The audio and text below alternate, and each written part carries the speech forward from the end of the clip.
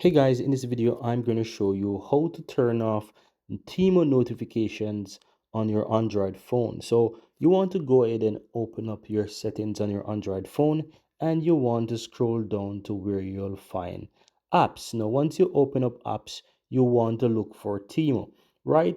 You can either scroll down and look for Temu or you can use the search on the upper right and just simple type in Temu. You'll find the app. Go ahead and open that. Now, once you open it, you will see where it shows notifications and it says allowed.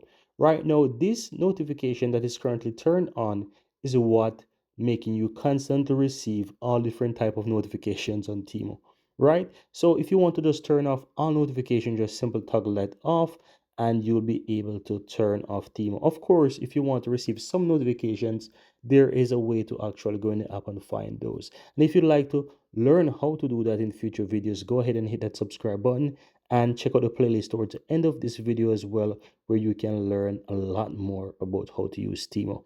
Thank you guys for watching and see you in the next video.